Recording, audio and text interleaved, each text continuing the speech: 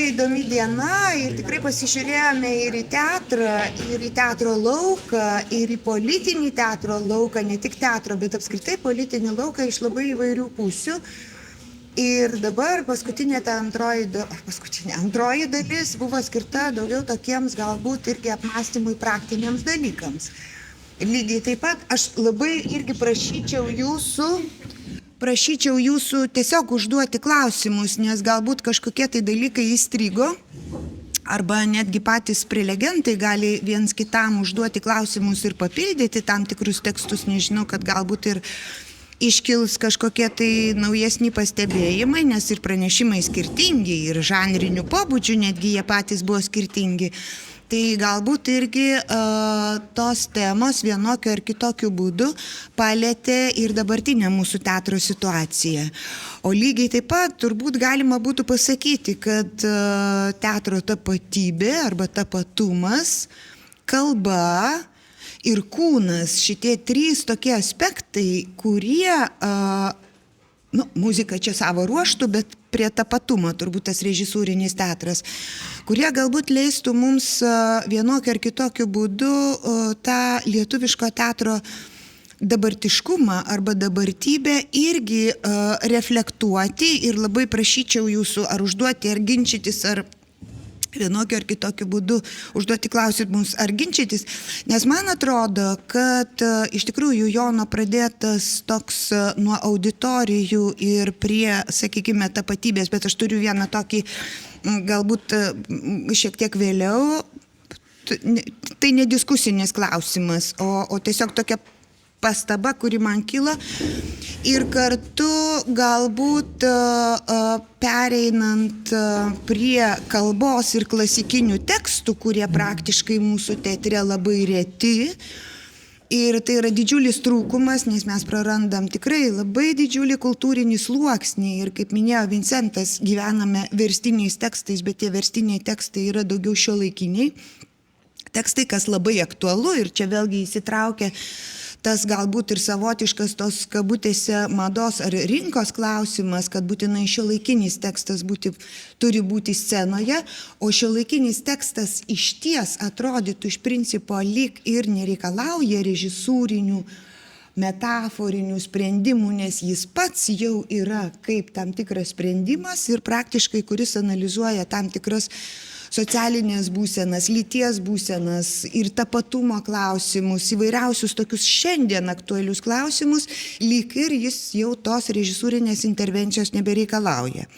O kita vertus mes turime tą režisūrinio teatro intervenciją į operą, atrodytų ir nykimą režisūrinės intervencijos iš dramos teatro ryšiumi su šiuolaikiniais tekstais.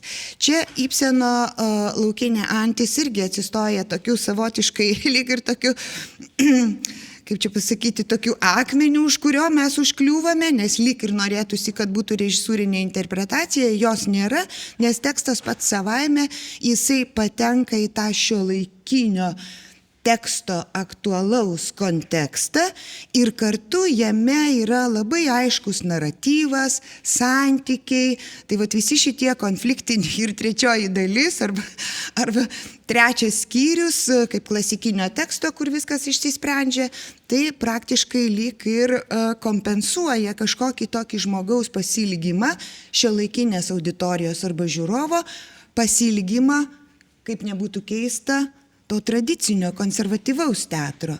Tai čia aš matyčiau tokius savotiškus irgi paradoksus mūsų šiuolaikiniam teatre, grįžtant prie Vincento kalbos aspektas, o kalbos aspektas, kuris būdingas apskritai prancūzų teatrui ir susijęs su istorija, su filosofija, nes būtent filosofai iškėlė, išryškino, legitimizavo tiek klasikinius tekstus, tiek ir, sakykime, jų tam tikras transformacijas, kas lietuvių teatrui praktiškai niekada nebuvo svarbu. Lygiai taip pat kalbant apie didžiulę ir prancūzų teatro tradiciją. Nes jie veikia tos tradicijos ribose ir iš tikrųjų leidžia savo labai įvairiai tą kalbą interpretuoti. Tai kaip su šitais visais dalykais, tai ką jūs tada kalbėtumėte, sakytumėte arba manytumėte iš tikrųjų apie kur tas problemas mes matytumėm šiuolaikinio teatro tapatume, koks jis yra. Iškėlė Jonas klausimą, galbūt yra, ar galimos kažkokios prieigos rasti kažkokius požiūrio žvilgsnius į tą pusę. Imu mikrofoną ir dar nežinau, ką pasakysiu, bet man atrodo, kad aš kažkaip sakyčiau, kad bendrai matau, kad labai daug fragmentacijos yra šiandien, tiek tarp skirtingų periodų, laikų, mokyklų, jeigu taip galime apskritai įvardinti, kažkokių prieigų, tada mes įsiveliam į tą visą informacinio lauko ir komunikacijos kažkokią ataką, kur neįmanoma susigaudyti jau net, kas vyksta nei tam teatro lauke, nei čia kaip paradoksas man visą laiką yra tas, kur mes tiek srautai yra istorijų, kaip mes repetuojam ar ten darom kažką, bet vos tik žmogus ateina į teatrą ir išsitraukia telefoną, sakom, pasidėk ir panašiai. Tai man atrodo, kad tos fragmentacijos yra dėl skirtingų priežasčių. Čia tikrai nenoriu, tikrai nieko nekaltinu kažkuo tai, bet man atrodo, šiandien yra labai daug. Ir pagrindinis toksai ta kryptis, kur aš manyčiau, į ką galėtume eiti, tai apskritai tų ryšių, naujų ryšių kažkokį ieškojimą iš visų pusių. Ne dėl to, kad ten įrodyti, kažką pasakyti, bet galbūt kaip tik nudramatinti visą tą situaciją iki galo ir sakyti, okei, tai kas mes tokie esame. Aš tai kažkaip taip matau galbūt. Galbūt tai jokių būdų neneigiant, kas buvo, suprantant, kad mes esam tuo tąsa. Man atrodo, mes dažnai pametam tai, kad vyksta ta raida, mes to norim, nenorim. Procesai vieni atsibosta, kiti išauga, tai nėra tokia vienas nuo kito atsietas dalykas, mano supratimu. Aš matau, kad kultūra negali kardinaliai staigiai keistis be kažkokių labai ekstremumų. Manau, tai yra sunkiai, ramiai, lėtai plaukiantis tas laivas. Tiesiog mes kartais, man atrodo, pamirštam, pamatydami vienus kitus dėmenis, kad tai, tą tokį platesnį vaizdą. Ir man kas kažkuria prasme yra šiek tiek neramu, kam jau artikuliuoja ne viena karta, man atrodo, ir tų pačių kritikų, yra, pavyzdžiui, kad mes prarandam labai daug kompetencijų teatro raiškoje, prarandam daug technikos dalykų, turiu omeny aktorinės raiškos technikos dalykų, prarandam, gal manau, kad ir tam tikrų režisūrinių prieigų. Ir mes niekaip jų nei fiksuojam, nei metodologijas kažkokias rengiam, nei dar kažką, mes neformuluojam to paprasto vadovėlio, pavadinkim, akademijai, kad ir jis būtų tam, kad suformuluoti tam, kad jį nuneigti, kad ir tam, bet kad kažkokį pabandytų užčiuopti, kas mes čia esam.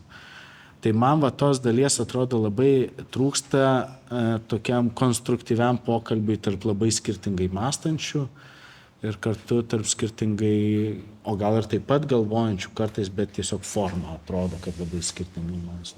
Tai aš visą tame matau, sakau, man trūksta tokio kažkokio, ėjom visi į savos pusės, dabar kažkokio tarytum tokio gal sugrįžimo į kažkokį tokį horizontalų labai bendravimą. Ir manau, čia daug natūraliai tada klausimų kyla ir santykyje su tekstu, ir santykyje su teksto autoriumi, ir su režisūra, ir su aktoriais, ir su visa kita kūrybinė komanda, ir apskritai, kame mes esame. Ir čia daug tų klausimų yra, bet jie, nemanau, kad jau yra iš anksto užprogramuoti aiškius atsakymus. Tai man atrodo svarbu likti atviriem. Bet šiaip aš ir jūsų to paties klausimo irgi klausiu, kaip jūs įsivaizduojate ir matote tam lietuviško dabartinio teatro tapatybę. Ir tiesiog visada studentų, kada su režisieriais turiu paskaitas, jie nuo pat pradžių sakau, tai kuo skiriasi lietuviškas teatras nuo kažkokio kito teatro ir jie niekada negali įvardyti. Aišku, tas vienintelis metaforinis teatras, kuris kaip istoriškai susiformavęs jis liko, o daugiau, vat, kuo jisai skiriasi, ar kažkokia kalba, jūs sakėte pasakos, ten nėra, nors galima prisiminti ir Sruogą apie dainiškumą, kad lietuvių teatras tai yra daina, jinai daina sukasi ir vienu žodžiu kažkokios dramatinės išraiškos jame nėra. Bet kita vertus tikrai mums visada reikėtų bandyti kažkaip artikuliuoti tą savo tapatybės ir savo teatro tapatumo kažkokius tuos bruožus, bent jau vien todėl, kad mes visą laiką nebūtumėm kitų šalių įtakoje ir kontekste. Tiesiog labai norisi matyti, va čia yra lietuviškas, o čia yra vokiškas, čia lenkiškas, čia dar kažkoks tai. Tiesiog norėčiau pakomentuoti, o aš tai pavyzdžiui, nesu aš aišku dramos teatro, kaip sakant, lauko atstovė, bet aš nematau problemos tame, kad, pavyzdžiui, kad yra fragmentacija, kad jis yra skirtingas. Tai labai, kaip sakant, įvairių žmonių daug, įvairių grupių daug. Ir jis yra skirtingas, aš nematyčiau tame problemos, o tiesiog dar reakcija į tą, kad sakykime, kad prancūzų, pavyzdžiui, dramaturgijos Lietuvos teatre nėra ir panašiai, tai tokia analogija su opera, pavyzdžiui, operose irgi pas mus labai mažai tos, nedaug yra prancūziškos operos ir gal dėl to, kad apskritai Lietuva gal buvo labiau tokioj, kaip sakant, germaniškoj, labiau, toj pusėje kultūros lauko ir ta prancūziška kultūra gal iš esmės iki mūsų, nelabai atėjusi mums gal nėra labai artima. O dar vienas dalykas, tiesiog man toks įdomus pastebėjimas, sakot, kad dramos teatre labai mažai tų klasikinių būtent tekstų, klasikinių pastatymų, tai čia gal tuo ir skiriasi, pavyzdžiui, drama nuo operos, nes operoj kaip tik yra labai daug tos klasikos ir tas šiuolaikinis, kaip sakant, tik dabar tokia banga yra šiuolaikinių pastatymų, o reiškia, labai įdomu pastebėti, kad dramoje visgi yra atvirkščiai, tai čia tik tiek. Vaidai. Arba Vincenta.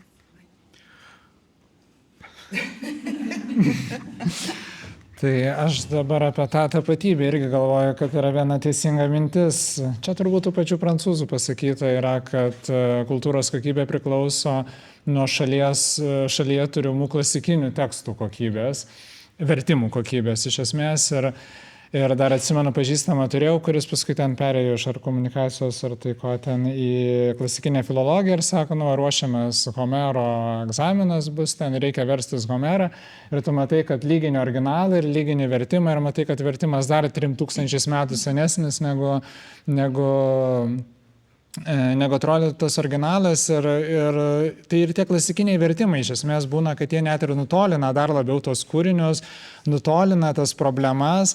Aš jau nekalbu, kad nutolina kalbą pačią, bet ir šiaip viena yra turėti vertimą savo mokslių vertėjų, kaip Homero atveju yra, tai žmonės, kurie visą gyvenimą vertė Homerą, patys savarankiškai išmokė senovės graikų kalbą, tai yra vienas dalykas. Kitas dalykas, jeigu pasimtume vertimą prancūzišką, matytume Iliadą, tarkim, ir matytume, kiek jinai yra prikomentuota, kiek jinai yra apmastyta, su kiek ten yra pastabų pateiktas tas vertimas, tai pamatytume visai kitą dalyką. Lygiai tas pats, kai Vitraką verčiau Viktoras arba Vaikai valdžioje, tai aš parašiau tekstui virš 80 komentarų, čia aišku režisieriui, kad geriau suprastų, bet leidinys, kurį aš turėjau, buvo su maždaug ten virš 100 komentarų, komentuojama tam tikras vietas, aš tiesiog atrinkau, kas mums yra aktualu ir dar papildomai pridėjau iš savo pusės dėl kalbinių tam tikrų niuansų. Kita vertus problemos, ties kuriamis mes užkliūname, užstringame ir kada tai ateina, pavyzdžiui, kūno tema arba kalbos tema.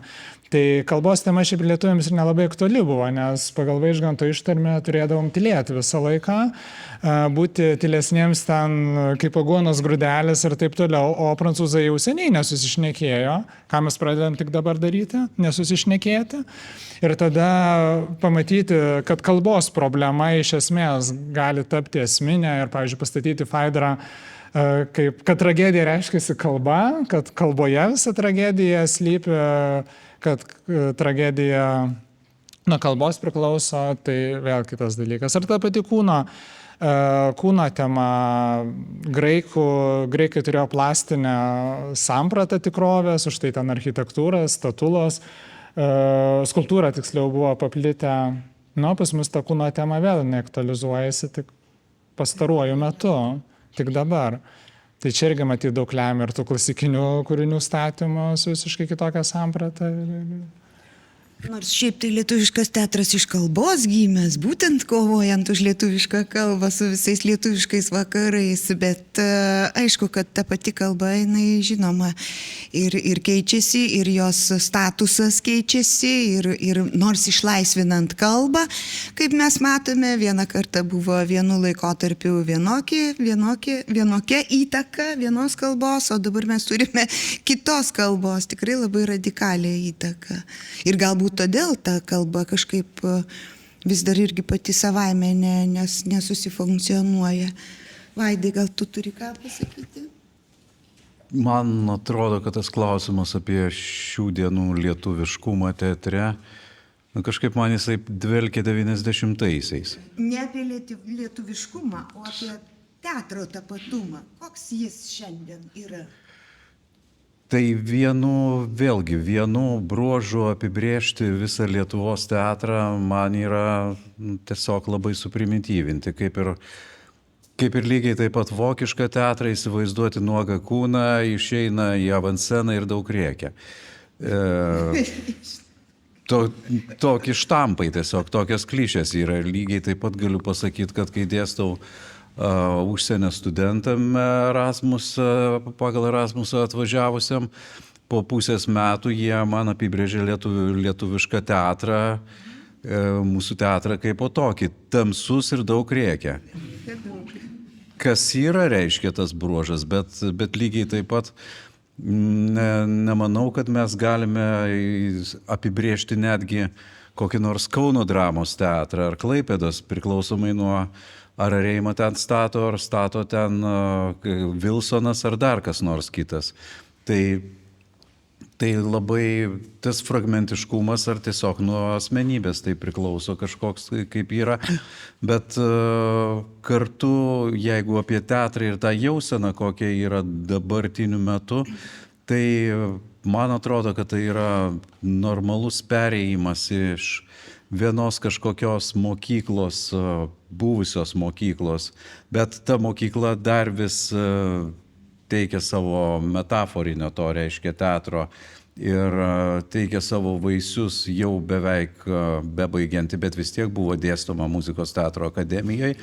Tai paradoksaliai, sakykime, žmonės dėstė, tie, kurie užaugė, tie, kurie sukūrė metaforinį teatrą, čia visiškai neneigiant, nežeminant, ne su minuso ženklu, bet tiesiog natūraliai. Tie žmonės dėstė teatrą savo, reiškia, praeitį ateities studentam. Ir, Gali įvardyti?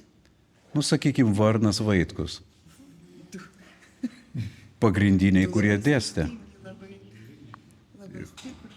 Ir sakykime, tai tas dar vis aidas toksai yra, dėl ko aš ir kalbėjau apie metaforos kaip režisūrinį ženklą, kad tu esi režisierius, nes būdavo spektaklių, kur būtinai reikia metaforos, nors trūks plyš atrodo, nors jinai ten niekiek nereikalinga, sakykime, arba neduoda to. Yra normalūs kartų perėjimai, negaliu pasakyti, kad konfliktai, tiesiog natūraliai vieną kartą teigia savo ir tai yra vėlgi labai natūralus tas kartų išsimušimas, avangardas, kuris pamažu tampa klasika, pripažinta klasika ir panašiai. Tai irgi labai yra kažkaip tai natūralus dalykas. Tiesiog manau, kad nežinau, kaip vadovėlius rašyti, jeigu mūsų, sakykime, aš spėčiau, kad sudėtinga vadovėlį parašyti buvo anksčiau režisierių, kurie intuityviai netgi dėstydavo arba improvizaciškai, nes tiesiog kažkokia sistema sukurta. Bet muzikos teatro akademijoje, man atrodo, kad tos sistemos kuri mokytų tiesiog ne režisūros, bet amato. To va šiek tiek trūksta, man atrodo, nes kartais aš tiesiog pasigendu jos scenoje, amatininkiškumo gerąją prasme. Bet tai jau švietimo yra problemos šitos.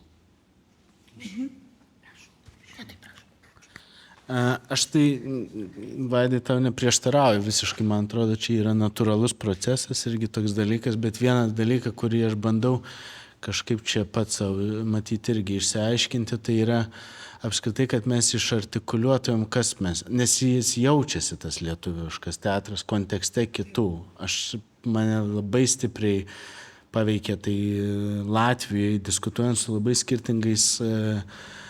skirtingais kūrėjais ir žmonėm, kurie kūrė, vadovauja, administruoja teatrų ir panašiai. Ir aš ten kildinau su mūsų, pavyzdžiui, ir nevyriausybinio sektoriaus dalyvavimo lauke ir koks visiškai kitas santykis yra tarp aktoriaus ir režisieriaus ir aktoriaus laisvės tame pačiame procese ir panašiai. Po to dar mūsų lauke Lietuvoje atskirą poveikį daro šiuolaikinio šokio dėmuo tame. Mes taip pat turime, pas mus mezgasi vis daugiau tinklų, kurie akivaizdžiai formuoja kažkokius ryšius, tai su Suomija, tai su Lenkija, tai su kito.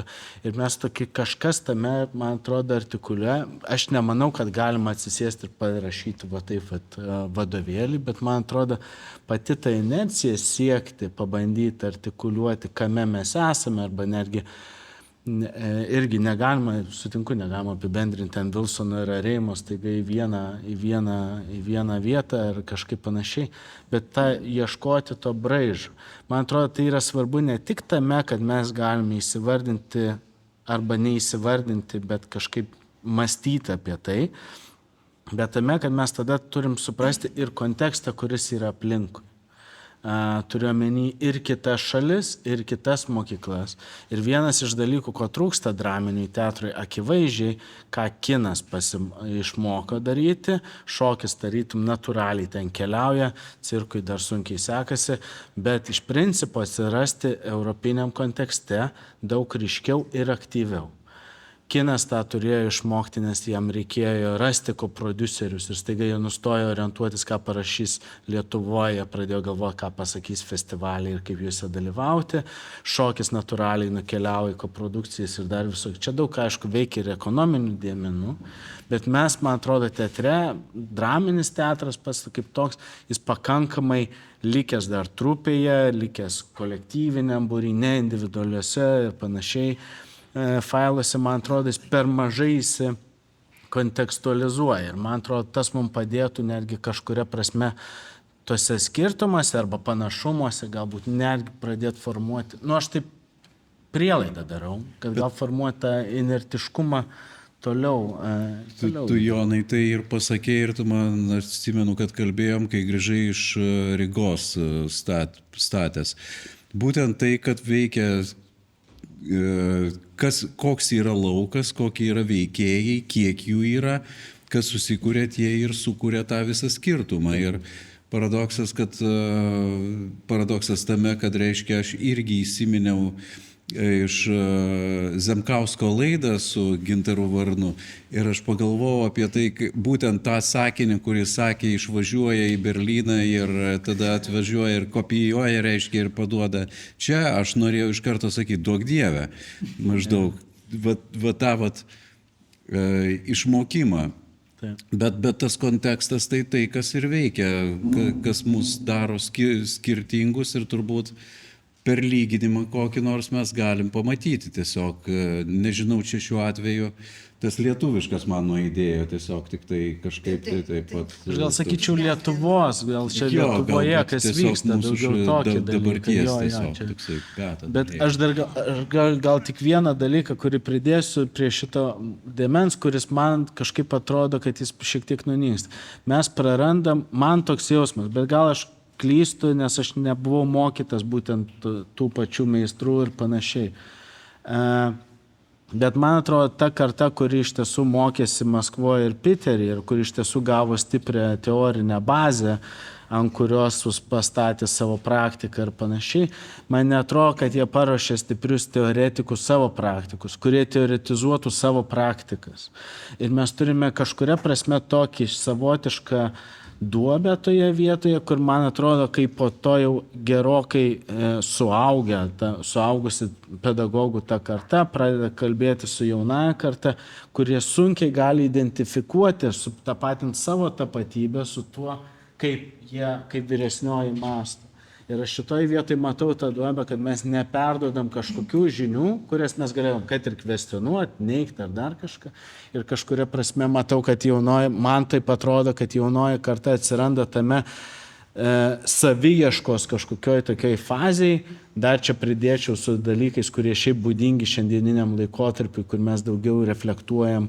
Nereflektuojam, neartikuliuojam daug pasaulio, kiek pradžioje artikuliuojam savo refleksijas ir tą matom visose tiek kine, tiek teatre. Jaunųjų kūrėjų darbai yra stipriai susijęs su emociniu raštingumu, su emocinio raštingumo temomis, labai daug susijęs su tuo, kas buvo paauglystėje, mokykloje, visi šiti dėmenys, o ne tai, kas darosi gatvėje, mieste, kine. Tai irgi darosi, tai nėra toli, bet mes nesiūlom tiek daug įžvalgų, kiek daugiau persvarstam refleksijas. Tai man atrodo, šitie visi dėmenys, o tai man atrodo, būtent patirtis iš tų kartų vyresniųjų kartų mums padėtų šiek tiek galbūt atpažinti daugiau dalykų, ne tik savo refleksijų, bet ir pasaulyje ir dalyvauti. Bet čia toks, atsiprašau, taip vėl čia. Aš tai tik tokią pastabėlę, bet jinai čia šiek tiek vėlgi ne iš tos operos, bet aš tik noriu pasakyti, kur jūs rodėt, kad apie tą trečią aktą, kad jo trūksta tarsi, kad yra kulminacija ir kulminacija. Tai man labai įdomiai susisiejo, pavyzdžiui, lietuviškoje muzikoje, kalbant apie lietuviškumą, šiuolaikinėse kūriniuose, ten, pavyzdžiui, Kutavičiaus ar dar kažkieno, tyrinėtojai muzikologai irgi pasigesdavo to trečiojo akto. Kad yra toks ekspozicinis vystymas, yra, sakykime, kulminacija ir viskas. O kas toliau? Ta prasme, aš galvoju, gal čia iš tikrųjų yra tas dainiškumas, tas toks nacionalinis bruožas, gal čia negali žinoti, tai tik tiek. Bet faina jį suprasti, kad jis toks yra. Irgi viskas Aš tiesiog tęsdamas Jono mintį dėl to tarpo kažkokią, tiesiog prisiminiau Kristiano Liupos frazę, kad neprisimenu, kada jinai kur buvo pasakyta viešint Lietuvoje, kad jis sakė, kai aš mokau, aš tiesiog tų jaunų studentų iki pamėlynavimo užsispyrusiai klausiu, kas jiem rūpi.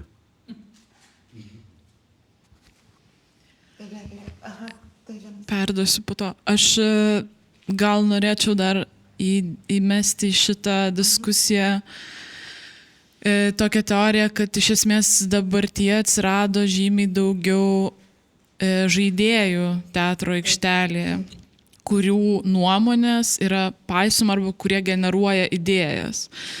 Tai ir prodiuseriai, kurie iš esmės pasiūlo rėmą, į kurį arba kviečia menininkų grupę, tai ir dramaturgai, kurie reikalauja adekvataus dėmesio, nominacijos ir taip toliau.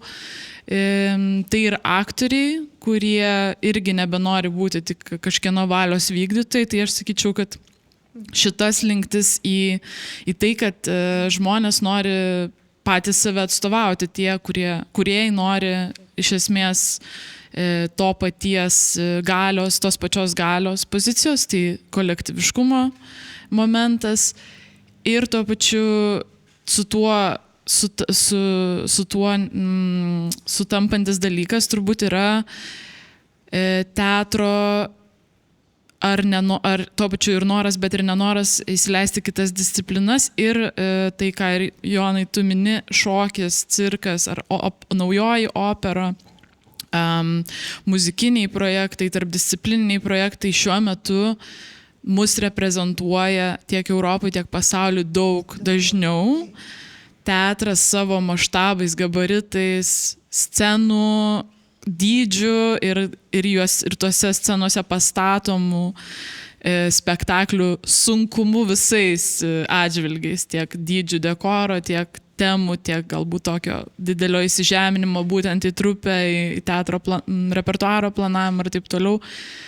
nėra toks paslankus mus reprezentuoti, o man regis tas reprezentavimo klausimas kažkaip jis lyg ir yra savirefleksijoje už savirefleksijos ribų, bet tuo pačiu mums padeda atsimuša nuo užsienio, kažkaip atsimuša tas mūsų atvaizdas, kaip nuo kokio veidrodžio. Mes truputį save turim distancijos pamatyti, kai matom, kaip mus kiti įvertina, apibūdina ir taip toliau.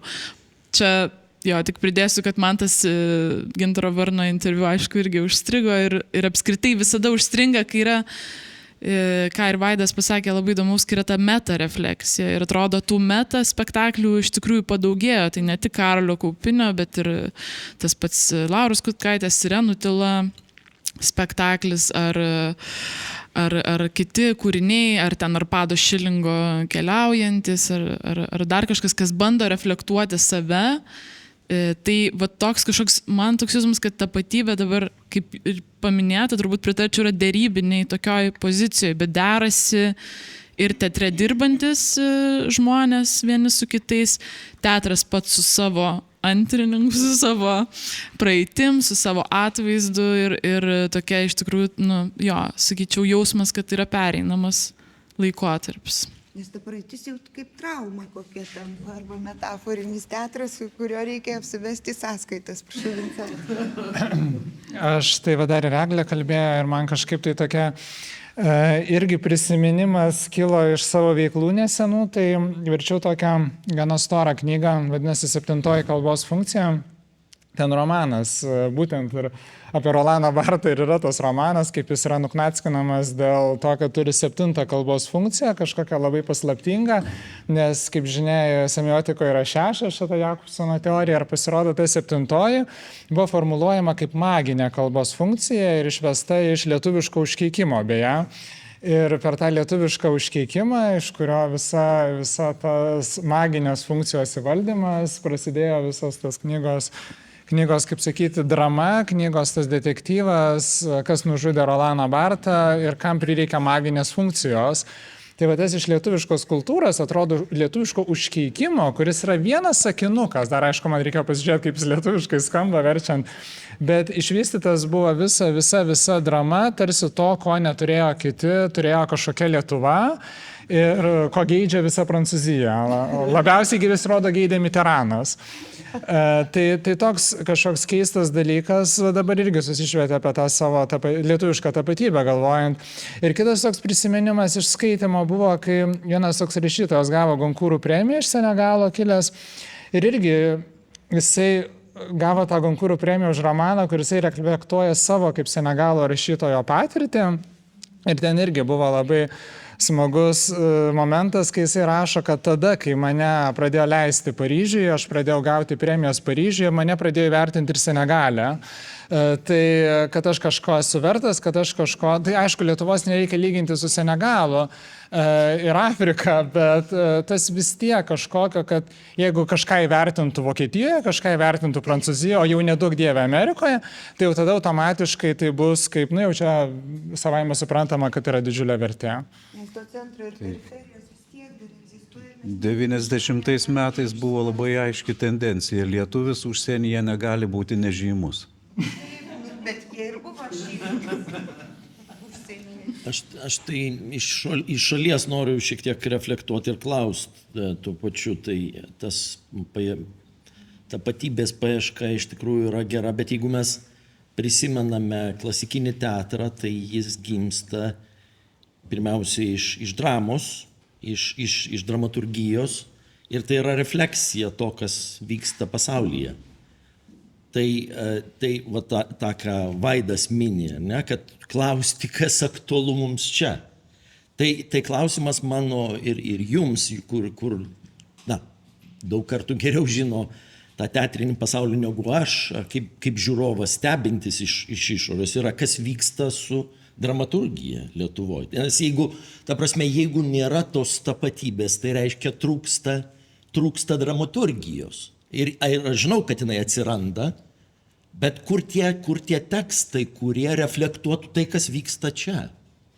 Ir reflektuotų taip, kad prancūzas ar anglas ar vokietis pažiūrėjęs sakytų, wow, Tai kalba ir man.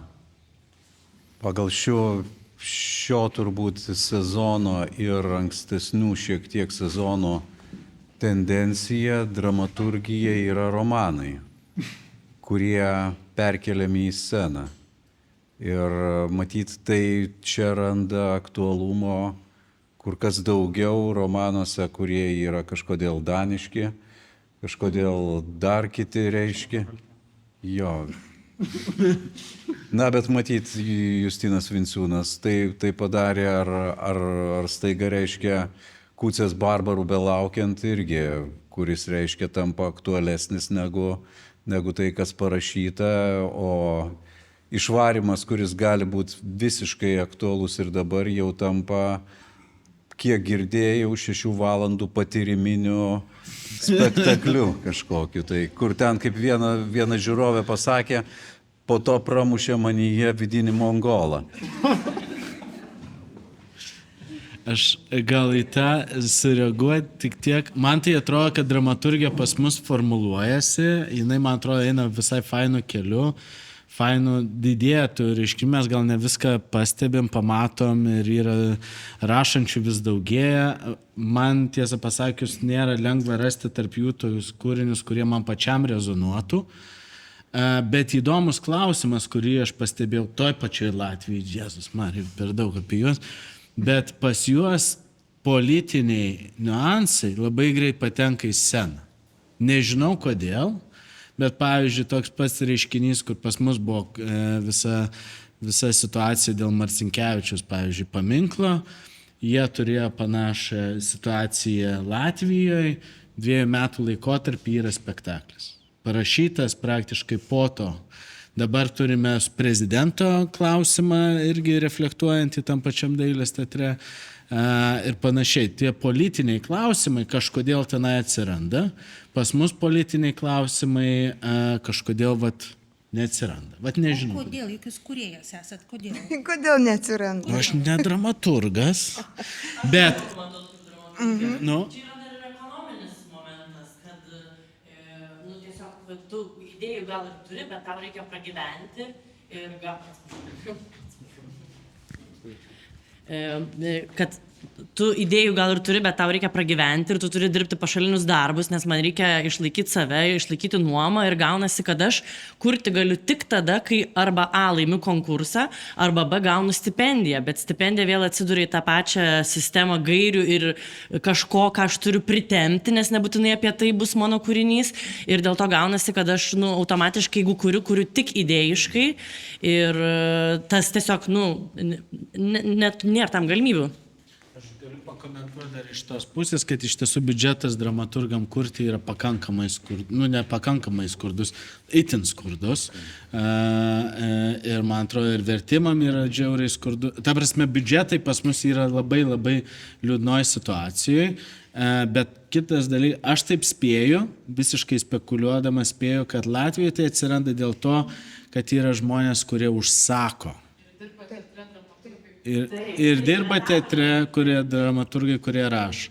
Bet kitas dalykas, man atrodo, vadovo yra drąsa imti ir daryti tą dalyką. Ir man atrodo, čia aš savotiškai grįžtu prie to klausimo, ar pas mus nėra problemos su tuo, kad pas mus finansuoja. Politikai turi įtakos tai, kaip bus finansuojami ypač valstybiniai teatrai. Dar aš noriu pridurti, kad yra dar vienas įdomus irgi reiškinys, kad yra tendencija, jog režisieriai patys kūrė dramaturgiją ir tai irgi atskleidžia kažkokį labai įdomų fenomeną, kad vadinasi, arba jie nepasitikė dramaturgais, arba turi savo minčių, kurias nori išreikšti ir vadinasi, dramaturgai nepajėgus pagauti. Žodžiu, yra kažkokia spraga tarp komunikacijos ir bendradarbiavimo, tarsi dramaturgo nereikėtų. Ačiū. Aš jei galima čia pakomentuosiu, nes čia išgirdau tokį tarsi lūkestį, kad dramaturgai turėtų kažkaip rašyti, kad kur tą tapatybę, kažkaip jie įkūnyti turi tą tapatybę, o čia kartu dramaturgė pasakė, kad jeigu jinai nori gauti stipendiją, yra kažkokios gairės. Tai kitaip tariant, tos gairės turbūt ir įkūnija tą tapatybę kažkokią. Tai čia yra tas dilema tarp to, apie ką tu nori rašyti, o tada jeigu kažkaip formuoti, dirbtinai tą tapatybę, tai turi kažkokia kažkokias gairės parašyti. Ir aš tai galvoju, kad tas tapatybės formavimas, čia lygiai taip pat, kaip, pavyzdžiui, yra muzikoje, kas yra nacionalinė muzika, kaip jie kurti. Tai turbūt toks geriausias atsakymas, kad kai kūrė tos šalies, sakykime, arba save laikantis tos kultūros dalimi kompozitoriai, tai ir yra ta lietuviška muzika. Tai ir čia, kai žmonės rašo apie tai, kas jiems aktualu, ir tada savaime susidaro ta, nežinau, kiekybiškai tiesiog kažkokia masė, nežinau. Bajorą, dar ir mes sakome, kad tai yra labai lietuviški kompozitoriai, nes jie užčiuopia kažkokias tai tokias šaknis lietuviškas. Aš tik vieną dalyką, kurį noriu patikslinti, aš nemanau, kad reikia kurti lietuvišką tapatybę. Ji yra tokia, kaip yra. Man atrodo, kažkaip, aš tai sakyčiau, kad jeigu mes pradėtumėm galvoti, kaip mes ją galima įvardinti, ne dėl to, kad įvardinti ir įkalti, bet tiesiog, kad tai atsirastų pas mus kaip mąstymo tokia erdvė, kurioje mes galim neigti, bet atsirastų kažkoks punktas ir kontrapunktas. Taip, o kūrybinė laisvė tada? Kur kūrybinė laisvė? Bet tai čia kūrybinės laisvės niekaip neriboja. Čia kaip tik yra atvirkščiai, kūrybinę laisvę mes bandom suprasti. Pavyzdžiui, vienu metu pasidavė krūva dirbtinos žolės scenografijoje, teatre. Žiauriai įdomus reiškinys, dirbtiniai augalai Lietuvos teatre. Man tikrai buvo vienas paskui kitą, kadangi aš irgi pats nešiau tą dirbtinę žolę į sceną, man buvo įdomu, kaip tai čia dabar visiems tai padavė. Ir ką tai galbūt sako apie mus, o gal nieko nesako. Bet pasvarstymai tų dalykų, pabandymas surišti ne tik tais kampais, kur mes paprastai tą darom, bet pabandymas užčiuopti, kame čia mes esame ar nesame ir kaip mes kalbam apie tą pasaulį toj sąlyginiai erdvėjai, man atrodo, yra daug galintis pasakyti apie mus pačius ir padėti mums judėti į priekį. Aš tiesiog dar vienas paskutinis, galbūt ir iš auditorijos ir tas svarbusis žodis auditorija, kas tai yra ir kaip jinai lemia ar nelemia mūsų teatrą.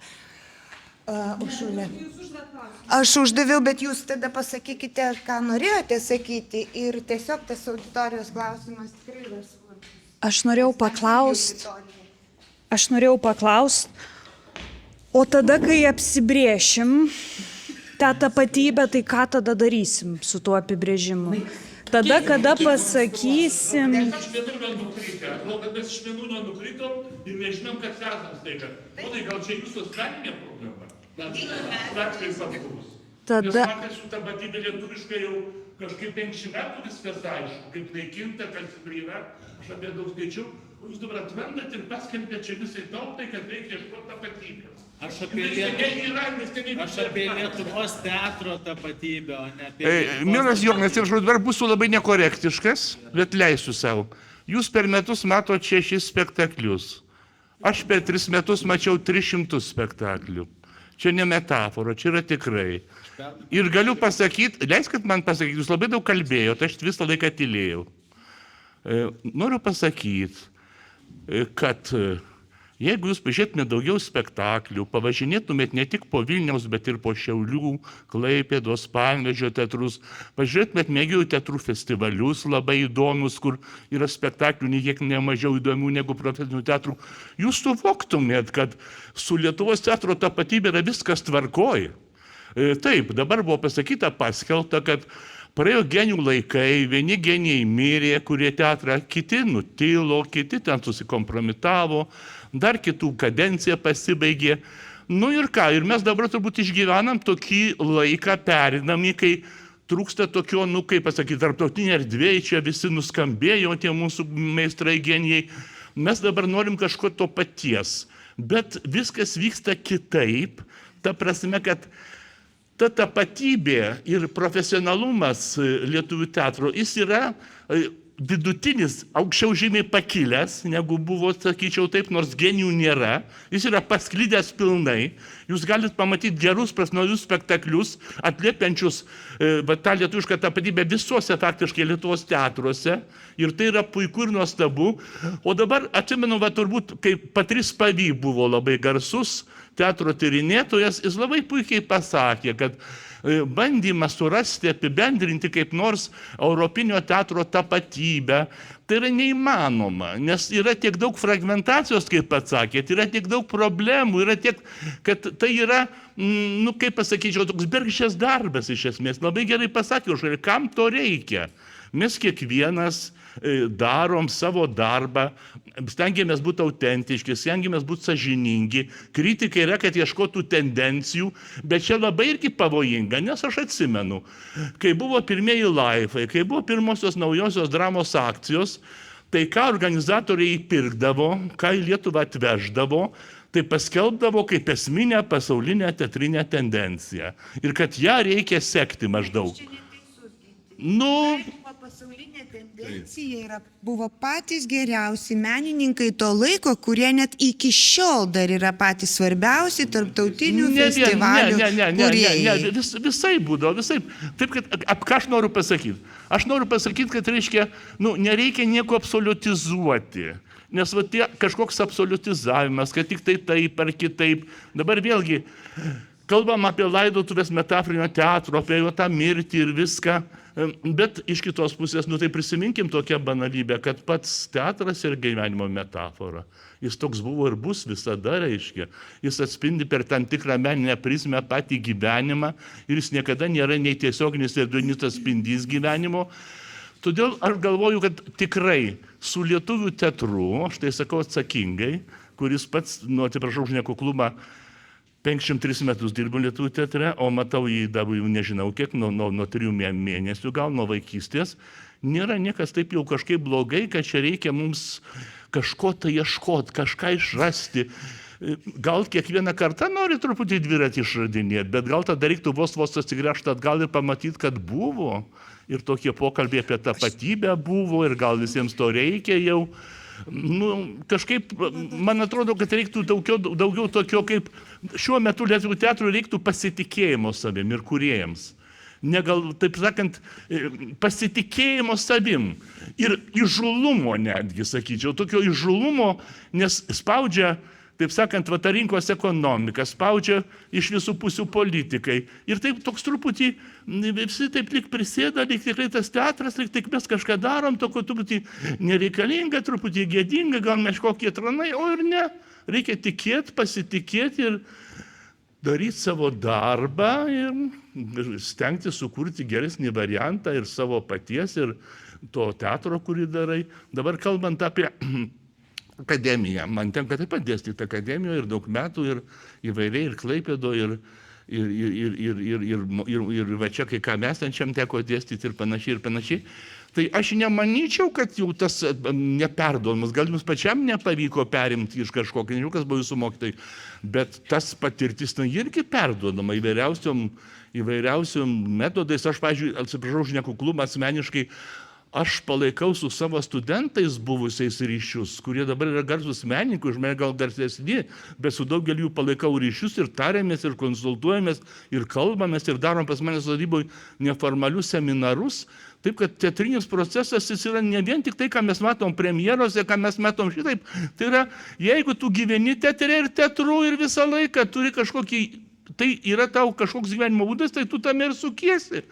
Ir tai yra tokia kasdienybė, kuriam reikia tikėti tuo, ką tu darai, nemanyti, kad čia būtinai reikia atrasti kažkokias Amerikas ir visą laiką ieškoti, taip sakant, to perinamumo, tradicijos su inovacija ir tai, taip kažkaip aš čia sumbūriškai pasakiau, rytoj aš konceptualiau pakalbėsiu, ką aš turiu pasakyti ir noriu pasakyti, o čia toj diskusijoje. Taip, kad vienu žodžiu, aš suprantu, aš būsiu dabar visai nekuklus, kaip koks Freudas. Jūs pabuvot Latvijoje, padirbot su Latviais, aš Latviją taip pat neblogai pažįstu. Ten demografinės problemos ir tapatybės problemos ir gintis nuo rusiškos kultūros yra aštresnė, negu pas mus, dėl to ir tapatybės problema yra aštresnė ir dėl to jinai labiau yra manifestuojama ir teatre ir visur. Ir jūs ten pabuvęs, truputį jau taip pabuvot, kad jau dangus griūva ir mums reikia čia kažko imtis. Gal čia daugiau latviškos problemos, ne mūsų, atsiprašau. Aš tik trumpai... Atsiprašau, asmeniškų neturėjau, bet reiškia, pakalbėjau gal per aštai tada, atsiprašau. Ačiū. Aš tik trumpai patikslinsiu, kad aš jums visiškai pritariu, aš nematau tame problemos, aš tiesiog sakau, kad man atrodo, gal trūksta, man pačiam trūksta apgalvojimo, apsvarstymo, reflektavimo, kame mes esame, nematau tame tikrai jokios problemos. Ir aš kalbu apie Lietuvos teatrą, ne apie Lietuvos tapatybę, apie Lietuvos teatro tapatybę, kaip pačią, kaip tokią, kaip mokyklą. Taip, bet mes jo Tiek, aš irgi, Gyti, labai atsiprašau, juk ne tame mes susirinkome ir ne todėl susirinkome, kad pasidžiaugti, bet tiesiog iškelti kažkokias problemas, suvokti, apie ką mes kalbame, kodėl mes tada tokias temas pasirinkome, tiesiog pareflektuoti, kaip sako Jonas, ir iš tikrųjų pamastyti apie tai, nes išvažiavus po to jau galima apie tai pradėti galvoti. Bet jeigu mes negalvosime, nieko nedarysim, nesusirinksime, tai jūs galvojate, mes kiekvienas atskirai, bet mes neturime nei sąlygų, nei kažkokių tokių susirinkti. O tai kodėl jūs tada skaitysit rytoj pranešimą? Kokiu tikslu? Nu tai va, ir mums įdomu irgi paklausyti visų, tiesiog kalbant apie tai, kam mes čia susirinkom tada. Norisi ir tai išgirsti. Aš tik labai trumpą dar tokį, kiekvieną kartą, man atrodo, permąstu iš naujo ir tada Hamletą užtektų vieną kartą pastatyti, jeigu kiekvieną kartą nepermąstytų iš naujo tam tikrų dalykų. Taip, yra praktika, yra ir šiek tiek teoretikai, istorikai, kurie nori suprasti to bendro dialogo. Truputį jau kartojamės turbūt, bet matau tokią dilemą, nes Jonai norėjau jūsų klausti dar prieš pradedant gerbiamam režisieriui kalbėti, kam jums reikia įsivardinti tuos dalykus, kuriuos suvoktumėt gal kaip Lietuvos teatro charakteristikas kažkokias, nes matau pavojų, kai bandom apie tai kalbėti, kyla įspūdis, kad jūs norit sukurti tą tapatybę. Ir aš manau, kad jūs to tikrai nenorit daryti, bet jūs ją norit suprast. Ir kai jūs ją norit suprast, tada kyla klausimai, o ką jūs tuo norit pasakyti. Ir jau kai pasakot, tai jūs sukūrėt kanoną tarsi, prieš kurį iš karto pasisakys kitas žmogus, kad aš netoks ir aš nenoriu to, kaip jūs apibūdina tą tapatybę, ar ten šiaurietiška, ar rytietiška, ar pietietiška, ar vakarietiška. Na, kaip Lietuvos ten dailiai kur nors būtų pasakyta, kad mes jau esam vakarų dalis. Tai dabar pabandyk tu čia žmogaus sakyti apie kažkokias rytietiškas charakteristikas mene. Kitaip tariant, gal net nereikėtų to daryti, bandyti suprasti, kas yra ta lietuviško teatro, nežinau. Na, vėlgi, man kanonas tas žodis atrodo labai rizikingas ir dėl to... Kanonas yra aiškus. Jo, jis yra aiškus, bet iškart pirmas žingsnis bus kanono laužimas. Man atrodo, kad aš suprantu, kodėl taip skamba, galbūt taip, gal tarytum pretenduotų į kanoną kažkokį, ar kažkokį tokį labai aišku įvardinimą. Aš labiau galvoju apie tai, kad mes, kaip čia pasakyti, jeigu mes rašome dienoraštį ir jame apmastome dalykus, tai kokie yra šiandien, mes dažniausiai liekame tame teatrologinėme diskurse, ne? Apskritai kaip tokia. Mano galva, jeigu mes apmastytumėm tai šiek tiek plačiau, kitais kampais ir panašiai, ne tam, kad mes rastumėm jį, bet kad tą procesą apskritai turėtumėm, aš kažkuria prasme matau kaip panašiai, kaip mes iki žodyno rinkimo mes kalbėjom kaip tauta lietuvių kalba, kai žodyną mes pradėjom rinkti, mes galėjom pradėti jį klasifikuoti, kai mes jį perkeliam į akademinę pusę, mes galim pradėti apie tai permastyti, suprasti, ko mums trūksta, arba gal kur mums dar įdomu, ieškoti tų įtampų. Tai aš daugiau matau kaip proceso tokią prasme, negu kad galutinio įvardinimo prasme. Ir man atrodo, kad tai mums padėtų šiek tiek įgyti tos pačios savim pasitikėjimo, drąsos nustotume mes kaltinti vieni kitus, kad ten kažkas tai neaktualūs arba ten kažkuria prasme neautentiški ar panašiai, mes pamatytumėm tame pačiame kontekste tą patį mėgėjų galbūt meną ir panašiai, kaip tai veikia plačiau ir panašiai. Tai mano daugiau yra toksai, kad mes tam skirtumėm dėmesio, ne tam, kad mes tai pasiektumėm kaip baigtinį rezultatą. Aš gal labiau į tai einu. Nematau tame, dar kartelį pabrėžiu, problemos, bėdos ar tragedijos ar dar kažko, bet manau, kad tai mums būtų labai naudingas, mums patiem naudingas dėmuo artikuliacijai aiškesniai, pačių mūsų pozicijų, interpozicijų ir tai politiniam, čia visa tai kilo iš to klausimo, kodėl pas mus nėra to politinio, mano galva yra mažai to politinio teatro, politinių pozicijų apskritai teatre. Ir mano galva yra sudėtinga tame, kai mes tokie esam labai kitose ieškojimuose negu to. Ir tiek. Svarbu? Ne. O aš tai tiesiog galvoju, tokį kvailą klausimą turiu ir dėl tos politinės pozicijos ir šiaip pagal konferencijos temą tas konservatyvumas, liberalumas, kaip jums atrodo, o publika mūsų, kokia, ar konservatyvi, ar liberali? Jo, ir čia aš galiu pasakyti, kad, pavyzdžiui, man atrodo, aš, pavyzdžiui, maniau, kad jinai yra pagal savo, tiek, kiek dabar vaikštau į tą teatrą, kad jinai buvo konservatyvesnė, iš tikrųjų jinai yra liberalesnė, negu kad aš maniau, ir mano tas įspūdis, reiškia, iš to, tuo remiasi, kad, sakykime, dabar nuėjau į keletą tokių tų imersinių, kaip čia pasakius, dalyvaujančių, reiškia, kur reikia dalyvauti tas spektakliuose, ir aš tiesiog, aš asmeniškai jų nelabai mėgstu, nes aš tingiu. Man geriausia, kai aš sėdžiu ir man viską rodo, o kai reikia pačiai kažką daryti, tiesiog tingiu, bet aš nustebau, kad iš tikrųjų yra žmonės, kurie to domisi ir jiem patinka ir įsitraukia ir tai nėra ten meno, pavyzdžiui, žmonės ar kažkas, tiesiog žmonėms tas yra įdomu, vadinasi, tikrai ta mūsų publika tokia liberali, matyt, kad, tai nežinau, čia aš taip. Tai aš tiesiog jau irgi norėčiau užbaigti šitą diskusiją, nes jau gal vėsta ten vakarienė.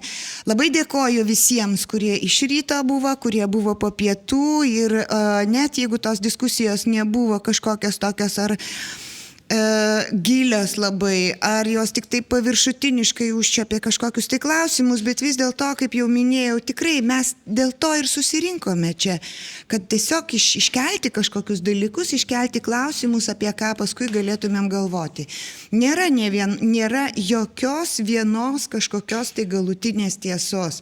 Ir galbūt tas, irgi užsirašiau, galbūt tas negebėjimas mūsų artikuliuoti ir yra mūsų teatro kalba. Ji tiesiog neartikuliuota. Ir gal tada kažkas paskui sugebės ją artikuliuoti. Tai ačiū labai.